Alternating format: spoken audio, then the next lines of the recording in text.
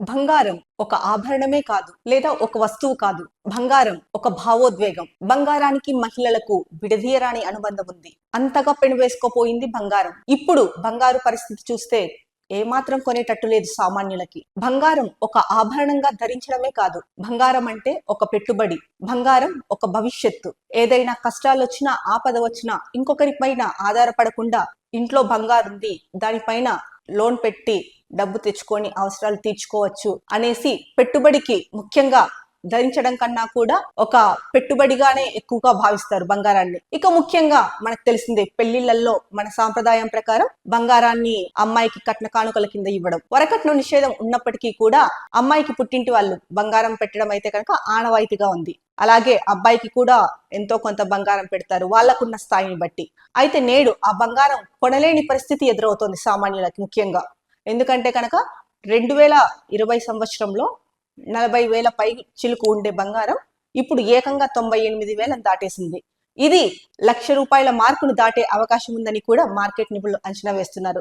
దీనికి కారణం అంతర్జాతీయంగా ఏర్పడిన అనిశ్చితి. ముఖ్యంగా టారిఫ్ లో విధించడం ఒకటైతే, అమెరికా చైనా మధ్య వాణిజ్య యుద్ధం కూడా దీనికి ఒక కారణం అని చెప్తున్నారు. బంగారం ఎంత విలువైందో మనందరికీ తెలుసు. అందుకే ఏదైనా ముఖ్యమైన దాన్ని కానీ లేదా గొప్పదాన్ని కానీ పోల్చాలంటే కనుక బంగారంతోనే ఎక్కువగా పోలుస్తారు. అంటే బంగారం లాంటి అమ్మాయి దొరికింది, లేదా నీ నోటి మాటే బంగారం అయిపోయింది, బంగారం లాంటి కాపురం, ఇలా ఏ దాన్ని పోల్చినా కూడా ఎక్కువగా బంగారంతో పోలుస్తారు. దీన్ని బట్టే అర్థమవుతోంది బంగారం విశిష్టత ఏంటి అన్నది. మరి ఈ బంగారు రేటు ఎందుకు పెరుగుతోంది, దీనికి గల కారణాలు ఏంటి, ఏ సంవత్సరంలో బంగారు ధర ఎంత ఉండేది, ఇప్పుడు అంటే ₹1,00,000 మార్కును దాటేస్తుందా, మరి తగ్గే అవకాశం ఉందా లేదా అన్నదైతే కనుక ఈ వీడియోలో మనం చూద్దాం. బంగారం ఆభరణం రూపంలోనే కాదు, పెట్టుబడుల కోసమైనా బహుమతిగా ఇవ్వాలన్నా బంగారం బంగారమే. భారతీయ సంస్కృతిలో పసిడి ఓ భాగమైపోయింది. ఇటీవల కాలంలో బంగారు ధరలు ఆకాశాన్ని అంటుతున్నాయి. మరీ ముఖ్యంగా అమెరికా చైనా టారిఫ్ వార్తో ధర మరింత పెరిగిపోతోంది. 24 క్యారెట్ల తులం బంగారం ఏకంగా 98,000 దాటేసింది. ఇక పసిడి ధరలు పెరుగుతున్నా అమ్మకాలు ఏమాత్రం తగ్గడం లేదు. ఇక ₹1,00,000 మార్కులు దాటుతుందేమోనని చాలా మంది ఉన్నవాళ్లు కొనుగోళ్లు పెంచారు. మరోవైపు శుభకార్యాలు, పండుగల సీజన్ కావడంతో బంగారం దుకాణాలు కొనుగోలుదారులతో కిటకిటలాడుతున్నాయి. ఇక దేశంలో కర్ణాటకలోని కోలార్లో, మధ్యప్రదేశ్లోని కొన్ని ప్రాంతాల్లో మాత్రమే కొంత మొత్తంలో బంగారం వజ్రాల గనులున్నాయి. ఇవి దేశీయ మార్కెట్ కు ఏమాత్రమూ సరిపోవు. ఏటా డిమాండ్ పెరుగుతుండటంతో ప్రస్తుతం అమెరికా, ఆస్ట్రేలియా, దక్షిణాఫ్రికా, స్విట్జర్లాండ్, అరబ్ దేశాల నుంచి దిగుమతి చేసుకుంటున్నాం. దీంతో అంతర్జాతీయ మార్కెట్లో ఏర్పడుతున్న ఆర్థిక సంక్షోభం కారణంగా మనం దిగుమతి చేసుకుంటున్న వస్తువుల ధరలపై కూడా ప్రభావం పడుతోంది. అలాగే దేశీయంగా చూస్తే కేంద్రం కొత్త పాలసీలు ప్రకటించినప్పుడు ధరలు కాస్త పెరగడం, లేకుంటే కాస్త తగ్గడం వంటివి కూడా జరుగుతున్నాయి.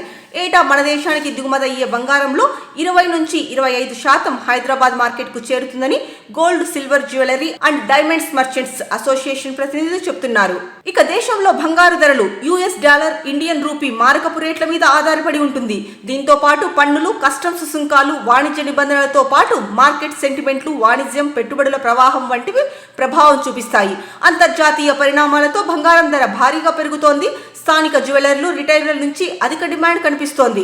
ఇక అమెరికా చైనా మధ్య వాణిజ్య యుద్ధానికి తెరలేవడంతో సురక్షిత సాధనంగా పరిగణించే బంగారానికి అంతర్జాతీయంగా డిమాండ్ పెరుగుతోంది.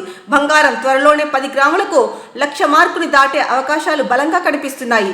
టారిఫ్లపై అనిశ్చితి, బలహీన వృద్ధి, అధిక ద్రవ్యోల్బణం, భౌగోళిక ఉద్రిక్తతలతో బంగారంలో పెట్టుబడులు మరింత ఆశావహంగా కనిపిస్తున్నాయి. ఇక 2020 సంవత్సరంలో తులం బంగారం ₹48,651 ఉండగా అది 2024 నాటికి ₹64,070 చేరుకుంది. ఇప్పుడు ఏకంగా 98,000 మార్కును దాటేసింది.